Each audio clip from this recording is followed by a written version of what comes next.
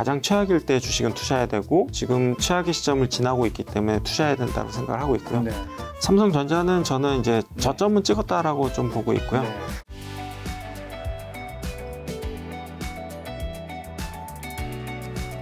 자, 작년에 가장 수익이 좋았던 것 중 하나가 제가 알기로 뭐 원자재 투자라든가 현금, 금으로 좀 제가 들었는데 올해는 좀 뭘로 보고 작년 뭐 하반기부터였나요? 현금 가지고 뭐 저축이나 예금 하신 분들 아무래도 현금이 조금 늘어나신 분들이 좀 있으실 텐데 네. 뭘 사면 좋을까요? 근데 이제 올해 이제 1월 달에가 네. 어떻게 보면 이제 자금 경색에 대한 우려가 정말 네. 피크치에 해당했던 부분이 있었고 그때는 사실 어떤 자산을 사도 좋았던 상황이긴 하지만 이제 금리 상품을 사기 되게 좋았던 시점이었던 것 같아요. 그래서 이제 1월은 이미 좀 지나서 금리에 대한 어떤 매력도가 1월에 비해서는 조금 떨어진 것 같긴 하고요.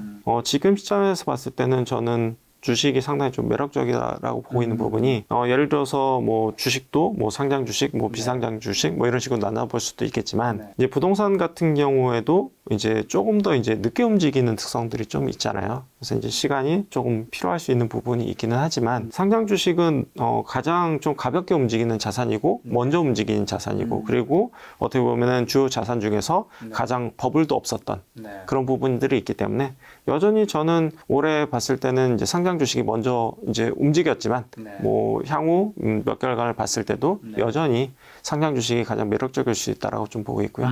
그리고 이제 원자재 같은 경우에는 워낙 예측이 좀 어렵다 보니까 이거를 투자 아이디어로 삼기가 어렵긴 하지만 조금 징후가 좀 보인다라고 하는 부분은 이제 구리 가격인 것 같기는 해요. 그래서 이제 작년 하반기부터 저는 이제 구리 가격이 좀 오를 것 같다고 말씀드렸던 부분이 주요 이제 비싼 원자재들 같은 경우에는 투자가 굉장히 좀 많이 됐었어요. 근데 이제 구리는 오히려 조금 더 상대적으로 이제 범용 자산이고 그리고 상대적으로 수익성이 더 낮았다 보니까 투자가 많이 안 됐던 부분이 있고요. 반대로 얘기하면은 경기가 회복됐을 때 가장 많이 기초적으로 쓰이는 자산이 구리이거든요. 그래서 뭐 전선부터 해가지고 뭐 파이프부터 해가지고 엄청나게 쓰일 거기 때문에 그래서 이제 중국에서 예를 들어서 SOC 사업이라든지 건설 투자가 증가한다라고 하면은 이제 구리 수요는 증가할 거고요. 그리고 이제 전기차를 만든다고 하더라도 이제 구리가 쓰이는 부분들이 있기 때문에 그래서 구리는 뭐 향후 한 2년간 봤을 때도 계속해서 이제 강세를 띨 가능성이 높다 이렇게 바라보고는 있습니다. 지금 상장 주식 얘기 주셔서 뭐 자산운용사 대표님이시기에 직접적인 질문을 드릴 수는 없지만 그래도 올해 좀 사야 되는 뭔가 주식의 특징이라든가 힌트는 조금이라도 주신다면 그래도 저는 이제 가장 중요하게 화두로 보고 있는 올해 화두를 이제 턴어라운드라고 생각하고 있거든요. 그래서 저는 이제 경제가 엄청 좋다는 얘기도 아니고 기업들의 실적이 엄청 좋아서 투자해야 된다는 얘기도 아니에요. 가장 최악일 때 주식은 투자해야 되고 지금 최악의 시점을 지나고 있기 때문에 투자해야 된다고 생각을 하고 있고요. 그런 측면에서 봤을 때 올해는 좋은 게 더 좋아지는 게 아니라 최악으로 안 좋았던 게 이제 개선되는 사이클이라고 생각하고 있기 때문에 작년까지 했을 때 업황이 가장 안 좋을수록 그리고 주가가 많이 빠져 있을수록 주식 투자의 매력은 굉장히 좀 높다라고 생각하고 있고요. 거기서 조금 더 엣지를 낸다고 하면은 이제 턴을 하더라도 누가 더 빨리 돌아설 수 있을 거냐에 따라서 그리고 돌아서는 강도 내지는 시기 이런 것들이 다 다를 수 있기 때문에 턴어라운드 주식 중에서 조금 이제 강하게 반등할 수 있는 것들을 찾는 것이 올해 수익을 낼 수 있는 가장 큰 화두가 될 것이다 이렇게 보고 있어요. 자, 그렇다면 올해 좀 애매하거나 피해야 할 업종은요? 저는 뭐 작년부터 이제 말씀드렸던 부분이 자동차가 좀 애매할 수 있을 것 같다라고 말씀드렸던 부분이 최근에 이제 금리가 이제 상승을 하면서 가장 피해를 볼 수 있는 것들이 저는 자동차로 생각하거든요.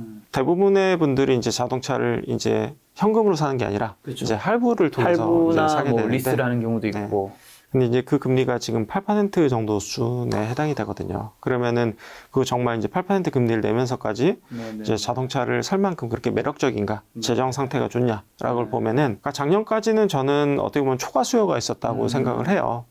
왜냐면은 이제 만약에 내가 자동차를 사려고 하면은 뭐 2년, 3년 기다려야 된다는 얘기까지 있을 정도로 맞아. 엄청나게 대기 수요가 있다 보니까 요즘 엄청 주문 취소한대요. 네, 그렇죠. 그러니까 대기 수요도 있었고 또 한 가지는 중고차 가격이 괜찮다 보니까 어차피 조금 타다 팔아도 이제 내가 손해보고 팔지 않을 수 있어. 뭐 이런 이야기가 있었고 심지어는 이제 전기차 같은 경우는 오히려 웃돈 줘야지 살 수 있는 그런 부분들도 있었지만 지금은 이제 그런 부분들이 이제 싹 사라진 상태이거든요. 그래서 이제 대기 수요도 어떻게 보면 좀 진정한 수요가 아닌 것들, 좀 가수요들이 좀 빠졌다라고 보면 될 것 같은데 그러다 보니까 이제 사람들이 더 이상 이제 급하지 않은 상황이 된 것 같아요. 그래서 자동차에 대한 수요는 어떻게 보면 저는 그게 선행지표라고 생각하거든요. 대기 수요가. 그래서 당장 실적이 나쁜 것도 아니고 당분간 실적은 좋을 거예요.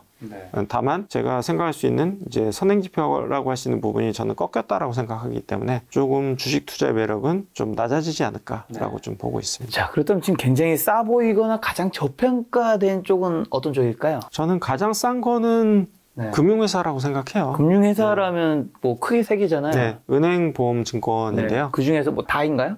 그 중에서 이제 은행이 제일 예, 싼데 최근에 조금 그나마 이제 연초에 조금 반등했던 부분이 이제 얼라인 파트너스라고 하는 이제 헤지 펀드 회사가 이제 주주 행동주의 이런 것들을 좀 하면서 이제 기대감을 좀 많이 불러일으켰던 것 같아요. 거기 이창환 대표님인가요? 김창환 대표님인가요? 네, 그래서 굉장히 좀 인상적이었거든요. 그러니까 SM 주주 이제 행동도 이제 운동도 굉장히 좀 인상적이었고 가장 어떻게 보면 좀 하드했던 누구나 다 하고 싶어 했지만 좀 하기 힘들었던 부분들을 실제로 이제 눈에 보여주셨고 그리고 이제 기대감을 이제 금융주로 좀 옮겨가면서 할 수 있다는 기대감을 좀 갖고 있었는데 그리고 실제로 주가도 반등했고 이제 정말 그렇게 되나라고 생각했는데 최근에 이제 은행들의 어떤 이제 배당 발표 이런 것들을 보면은 기대치보다 좀 못 미쳤어요. 그러다 보니까 확실히 좀 싸고 이제 주주 환원 정책만 되면은 이제 오를 수 있었던 게 그 은행이었거든요. 네, 근데 거기에 대한 기대감이 조금 기대감만큼은 아니었다. 네, 기대감만. 제가 뉴스 기사 보니까 희망퇴직금은 굉장히 높게 잡혀 있던데. 근데 이제 은행에서 이제 감원은 의미가 없어요. 네, 전체 이제 차지하는 이익이 비중에서 그게 크진 않기 때문에 사실 이제 감원보다는 이제 뭐 NIM 이제 순이자 마진이라든지 아니면 이제 대손 충당금이라든지 이런 부분들이 중요하지만 이미 이제 기업들의 이제 은행들의 이익은 크게 변수가 크진 않아요. 왜냐면 대손 금액이 좀 증가하고 연체율이 좀 증가한다고 해도 미리 이제 대손 충당금으로 쌓아놓은 부분들이 워낙 많기 때문에 이제 은행들의 실적은 크게 변화는 없을 걸로 보이고요. 다만 큰 변수가 될 수 있었던 게 주주 환원이라는 부분이었는데 안타깝게도 최근 들어서는 좀 기대감은 좀 낮아지는 것 같다. 근데 다만 만약에 주주 환원이라는 부분이 만약에 다시 한번 우리가 기대감을 가질 수 있는 시기가 된다라고 하면은 뭐 주가는 얼마든지 지금의 저평가를 좀 벗어날 수 있지 않을까라고 생각되는 부분이 있습니다. 주린 입장에서 궁금한 게 이 주주 환원 정책 중 하나로 이제 배당 같은 것들이 있는 건데 사실 은행이 돈을 굉장히 잘 벌잖아요. 네, 그렇죠. 근데 그 이제 배당 같은 류를 높여달라고 얘기한 건데 그걸 높여주기 힘든 은행 측의 이유는 있을 거잖아요. 그건 뭔가 궁금해서요. 지금까지는 사실 정부에서 조금 알게 모르게 좀 가이드라인이 좀 제시가 됐던 부분들이 좀 있었던 것 같아요. 그러니까 뭐 은행들이 뭐 서로 눈치를 봐서 그 가이드라인이 정해진 것일 수도 있지만요. 그게 보통은 이제 배당 성향 기준으로 봤을 때 한 25% 정도가 이제 맥스가 됐었던, 그래서 20에서 25% 정도 수준의 이제 배당 성향을 계속 가져왔던 부분이 있었는데 그 부분이 일정 부분 이해가 되는 부분도 있긴 해요. 왜냐면 이제 자본 적정성이라는 부분이 있어야지만이 뭐 금융위기가 왔을 때 이제 금융에서 이제 흔들리지 않을 수 있는 부분이 있다 보니까 최근 한 3년에서 5년간은 한 20에서 25% 정도로 좀 고정이 됐었던. 근데 이미 이제 자기 자본 비율이라든지 어떤 그런 자본의 충실성이 이미 다 채워놓은 상태이거든요. 그러다 보니까 이제 올해부터는 한 30% 정도까지는 뭐 해줘도 크게 무리는 없다라고 이야기가 나오고 실제로도 그런 상황이에요. 근데 이제 다만 그런 것들이 그렇게 될 듯 했어 보였었는데 뭐 그게 좀 불발이 되는 듯한 모습으로 최근에 좀 가는 듯한 모습이 좀 보여서 그게 좀 되게 희한한 것 같아요. 왜냐면 이제 은행들도 그걸 되게 하고 싶었거든요. 근데 이제 그 보이지 않는 그 장벽에 항상 걸렸었는데 그리고 하겠다라고 얘기를 했었는데 그리고 최근에 이제 물꼬를 트여지나 어떤 주주 행동으로 인해서 그랬었는데 이 참 묘하게 돌아가는 것 같아요. 뭐 쉽지 않은 우리가 모르는 뭔가 있겠죠. 언젠가 그때 어쨌든 그런 것들이 높아진다면 금융주에는 굉장히 주가들은 굉장히 호재로 돌아갈 것 같아요. 자, 그럼 이제 우리나라 대표 종목 삼성전자는 편하게 여쭤보겠습니다. 어떻게 보시나요? 삼성전자는 저는 이제 저점은 찍었다라고 좀 보고 있고요. 다만 이제 앞으로의 상승 탄력적인 측면에서 봤을 때 정말 매력적일지는 잘은 모르겠어요.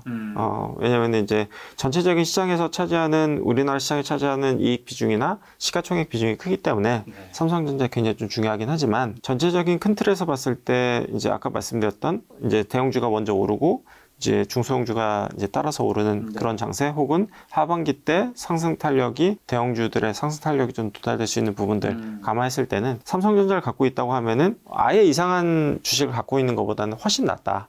다만 정말 그게 정말 매력적인가를 봤을 때는 저는 중소형주 투자하는 게 상대적으로 매력이 높은 것 같다, 이렇게 보이고 있기 때문에 종목 피킹 능력이 없다, 내가 좀 고르기 힘들고 그냥 좋은 기업을 오래 들고 가져가고 싶다라고 하면은 삼성전자 괜찮다. 다만 내가 좀 더 이제 차별화된 색깔을 내고 수익률을 내고 좀 더 차별화된 성과를 내고 싶다고 하면은 개별 주식이 훨씬 더 매력적이다, 이렇게 보고 있습니다. 그러면 이제 개인이 우리나라에서 제일 큰 시가총 1위가 삼성전자, 요거 장기 투자하는 것과 미국의 워렌 버핏님께서 그 시가총 1위 애플 장기 투자한 거는 뭐 언뜻 봤을 때는 비슷해 보이는데 뭐가 좀 다른 걸까요? 저는 애플의 장기 투자가 이제 결과는 좀 봐야겠지만 이제 장기 투자 관점에서 봤을 때는 애플이 좀 더 적절한 대상이다라고 보고 있어요. 왜냐면은 기업들의 어떤 호불호가 있다라기보다는, 그러니까 애플은 이제 그 휴대폰 시장에서 이제 경쟁력이 이제 흔히 버핏이 얘기하는 이제 경제적 해자라고 하는, 그러니까 이거를 대체 가능하냐를 봤을 때는 좀 그거를 대체 불가한 영역을 이미 구축한 것 같거든요. 근데 다만 이제 삼성전자 같은 경우에는 주요 사업에서 경쟁력이 이제 보이는 부분이 있긴 하지만 확실히 이게 반도체라는 부분이 사업의 고유의 특성이 그러니까 경기에 민감하다는 특성, 그리고 시클리컬 산업이다 보니까 반도체 가격이 오르기도 하고 내려가기도 하고, 장기적으로 봤을 때는 우상향하는 그림이 맞다라고 생각이 되는 부분이 있긴 하지만 단기적으로 봤을 때는 시클리컬이 있다 보니까 이제 업앤다운이 있다 보니까 이게 주요 시점에 따라서 굉장히 좀 오랫동안 조금 굶어야 되는 그런 시기도 존재하는 것 같아요. 다만 이제 애플 같은 경우에는 상대적으로 경기에 좀 덜 타는 부분, 경제적 해자가 강한 부분, 그리고 이제 그 주주환원 정책이 엄청나게 공격적으로 한다는 부분에 있어서, 그러니까 주가가 안 올라도 결국에는 이제 배당이라든지 아니면 자사 매입 소각이라든지 이런 부분만 누린다고 하더라도 이제 충분한 주가 수익을 얻을 수 있는 부분들이 좀 존재하거든요. 그리고 이제 애플 같은 경우는 향후 이제 애플카라든지 애플페이라든지 이런 부분들이 조금 워낙 이제 경제적 해자를 좀 견고하게 구축하고 있다 보니까 여기다 붙였을 때 어떤 파급력 내지는 이제 얻을 수 있는 업사이드가 되게 높게 보이는 부분은 좀 있는 것 같아요. 그래서 상대적으로 봤을 때는 애플이 조금 더 장기 투자 관점에서 봤을 때는 좀 편해 보이는 부분은 존재한다. 다만 이제 단기적으로 봤을 때는 업앤다운이 있겠죠. 근데 요즘에 개인분들 보면 옛날처럼 중소형주 우리가 잘 모르는 거 이제 그런 개별주, 흔히 말하는 잡주라고 할까요? 그런 거 투자해서 돈을 잃는 게 아니라 삼성전자, 네이버, 카카오, 현대차 그렇죠. 이런 정말 굵직굵직한 나라를 대표하는 기업들을 샀는데 나는 수익률이 안 좋다. 이런 고민들 많이 하시더라고요. 뭐가 빠졌길래 이렇게 됐을까요? 그 업황에 대한 어떤 그런 좀 예측 내지는 투자가 조금 빠져 있었던 것 같기는 해요. 그러니까 전체적인 시장이 빠지면서 이제 불가피하게 피할 수 없었던 부분 플러스 그러니까 업황에 대한 고민이 조금 더 부족하지 않을까 싶고요. 그래서 말씀 주셨던 기업들 같은 경우에는 사실 이제 기대감이 컸고 이제 특히나 이제 주린이 분들, 그러니까 경험이 없으신 분들이 나 이런 유망한 혹은 우량한 주식을 갖고 있는데 왜 나는 마이너스야? 이렇게 얘기하시는 분들이 많거든요. 근데 저는 좋은 주식하고 꼭 좋은 기업하고 같지는 않다. 그래서 이제 그 기업들 같은 경우는 좋은 기업인 건 맞지만 시기에 따라서 좋은 주식이 될 수도 있고 좋지 못한 주식이 될 수도 있는 부분이 있거든요. 근데 그 시기 자체가 어떻게 보면 좀 특정 주식은 약간 좀 고평가되어 있었던 주식 혹은 특정 주식은 좀 업황이 좀 꺾이는 구간에 있었는데 그걸 이제 통째로 그 이제 안 좋아지는 구간을 좀 맞을 수밖에 없었던 그런 시기가 됐었다라고 봤을 때는 꼭 좋은 기업이라고 해서 꼭 오래 투자해야 되고 이제 갖고 있어야지 수익을 낼 수 있다라고 하는 생각은 좀 다를 수 있다라는 부분은 말씀드릴 수 있을 것 같고요. 그래서 저는 주식 투자라는 부분이 결국엔 장기 투자해야 되는 게 맞다. 하지만 개별 주식으로 봤을 때는 그러니까 투자해야 되는 시기가 있고 투자해야 되지 말아야 되는 시기가 분명히 존재한다. 이렇게 생각되는 것 같아요. 장기 투자해야 되는 거는 맞다라는 거는 주식의 비중은 늘 가지고 가야 된다는 의미로 받아들여야 되는 건가요? 아니면 어떤 특정 개별 종목은 장기 투자를 해도 된다라는 의미로 받아들여야 되는 건가요? 근데 이제 애플과 같이 장기적으로 이제 이익의 안정성이 높고 그리고 주주 정책이 훌륭하고 그리고 앞으로 먹을 수 있는 업사이드 새로운 비즈니스가 비즈니스가 있다라고 하면은 개별 종목으로 봤을 때도 장기 투자하는 게 맞다고 생각이 되거든요. 다만 우리나라 기업 중에는 애석하게도 그렇게 장기 투자할 만한 종목이 되게 찾기가 좀 어려운 건 F같이 사실 투자할 수 있는 회사는 없나요? 저는 없는 것 같아요. 네. 아 진짜? 네. 그 2,000개가 넘는 회사 중에서? 네. 어찌됐든 주식에 장기 투자하는 게 맞지만 네. 그 개별 주식으로 돌아와서 봤을 때는 네. 그 시기마다 투자해야 되는 시기가 존재하기 때문에 그런 부분들은 모니터링을 해서 어떻게 보면 좀 투자 시기를 좀 잘 잡아야 된다고 생각하고요. 다만 그 개별 주식에 대해서는 그런 이제 시기마다 이제 투자 시기가 존재한다고 생각하는데 전체 주식으로 봤을 때는 저는 항상 갖고 있는 게 맞다라고 생각하는 부분이 있어요. 그러면 대표님 말씀에서 역으로 질문 드리면 네. 그럼 애플 같은 주식은 네. 그냥 주식 투자하신 분들이 잘 모르겠어요. 근데 주식은 해야 될 것 같아. 네. 애플 같은 주식은 계속 사모아도 괜찮은 건가요? 그런 뜻으로 대표님 좀 주신 것 같아서 다시 네. 한번 확인 차원에서. 국내 주식하고 해외 주식에 네. 어떤 그런 자산 배분은 좀 고민은 필요한 것 같아요. 근데 이제 다만 저는 한 가지 또 말씀드리고 싶은 부분이 애플이 장기 투자하기에 좋은 수단이라고 말씀드린 거지. 네. 그러니까 가장 수익률이 높은 자산이 될 거라 생각하진 않거든요. 아 그렇죠. 그런 네. 의미는 아니었죠. 네. 그래서 저는 국내 주식이 매력이 있다고 생각하는 부분이 국내 주식은 굉장히 다양한 비즈니스가 있고 굉장히 그 얘기는 뭐냐면 굉장히 다양한 또 투자 기회가 존재해요. 네. 그래서 구간별로 굉장히 좀 좋은 주식들을 만약에 선별해서 골라서 투자할 수 있다고 하면은 애플에 투자한 것보다 더 높은 수익률을 거둘 수 있다고 생각하기 때문에 약간 투자 매력이 다른 거일 뿐이지 꼭 뭐 요것만 가져가야 된다, 요것만 가져가야 된다라고 생각을 하고 있지 않기 때문에 뭐 구간이나 자산 배분이나 뭐 이런 측면에서 다각도로 판단해서 투자해야 된다고 생각을 하고 있고요. 물론 그만큼 이제 국내 주식에 그런 주식에 투자할 때는 공부는 훨씬 더 많이 해야 되는 훨씬 거겠죠. 더 난이도가 높은 시장이긴 하지만 저는 국내 시장 같은 경우에는 훨씬 더 다양한 투자 기회가 존재하기 때문에 오히려 좀 장기적으로 봤을 때 더 높은 수익을 거두기에는 저는 오히려 미국 시장보다도 굉장히 좀 익숙해져 있고 종목 발굴 잘할 수 있고 좀 깊이 있게 분석할 수 있는 국내 시장이 훨씬 더 이제 먹거리는 훨씬 더 많다라고 생각을 하고 있어요. 생각해 보니까 자선유서 대표님이나 아니면 이제 전업 투자자분 중에서 주식 고수분들 있잖아요. 그러니까 우리가 예를 들면 그 통계를 보면 미국 주식 우리나라 주식보다 어쨌든 지수로는 우상향을 더 크게 했지 않습니까? 네, 그렇죠. 그냥 그렇게 단순히 생각하면 미국 주식 수익률이 더 높은데 전업 투자자 고수분들은 대부분 한국 주식으로 성공하신 분이 훨씬 많은 것 같아요. 그렇죠. 혹시 거기에 어떤 이유가 있는 건가요?